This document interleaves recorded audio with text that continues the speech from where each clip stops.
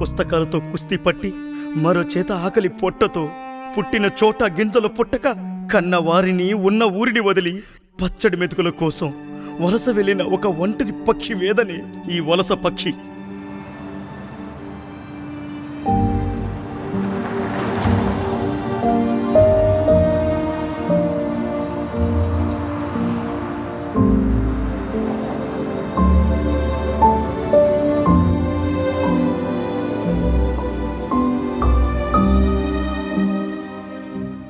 ఉద్యోగం వెతుక్కోవడానికని ఊరొదిలి వెళ్ళావు. అక్కడ ఎలా ఉన్నావో ఏం తింటున్నావో అని మాకు బాధగా ఉందిరా.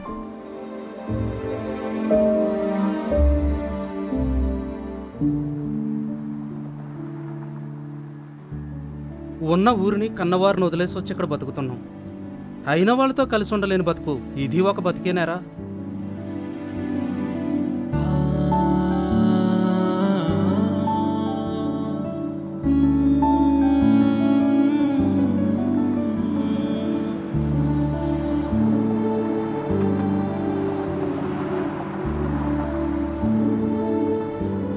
మా పెద్ద అబ్బాయి హైదరాబాద్లో, మా చిన్న అబ్బాయి బెంగళూరులో జాబ్ చేస్తున్నారండి.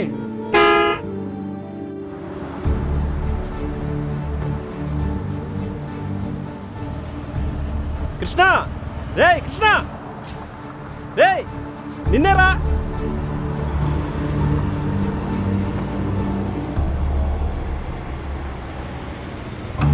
రే కృష్ణ రే, ఏంట్రా ఏమైంది నీకు? పిలుస్తుంటే అలా వెళ్ళిపోతున్నావేంటి?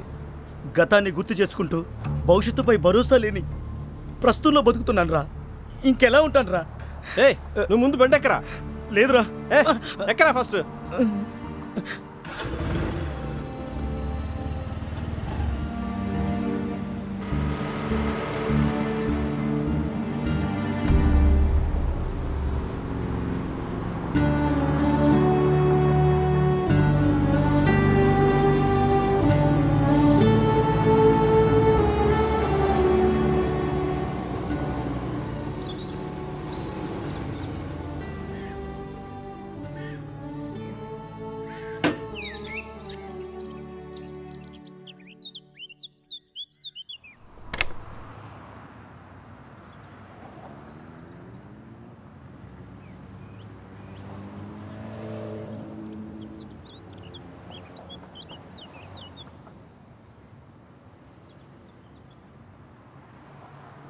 ఇప్పుడు చెప్పరా, అసలు ఏమైంది? ఎందుకు అలా ఉన్నావు?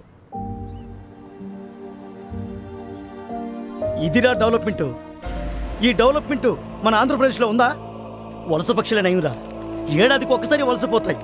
కానీ మనం బ్రతుకుదిరి కోసం వలస వచ్చి ఏడాదికి ఒక్కసారి ఊరికెళ్తున్నావురా.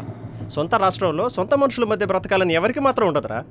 కానీ ఏం చేస్తాం, ఉద్యోగాల కోసం వలస వెళ్ళక తప్పట్లేదు. రే, కర్ణాటక వాళ్ళు కర్ణాటకలో ఉద్యోగాలు చేసుకుంటున్నారు, తమిళనాడులో ఉద్యోగాలు చేసుకుంటున్నారు, తెలంగాణ ఇక్కడ వాళ్ళు ఇక్కడే ఉద్యోగం చేసుకుంటున్నారు. కానీ మన ఆంధ్రప్రదేశ్ చేతిలో పట్టా పట్టుకొని కడుపులో ఆకలి ఉంచుకొని కన్న ఊరిని వదిలేసి ఈ 3 రాష్ట్రాలకి ఉద్యోగం కోసం వలస వచ్చేస్తున్నారా.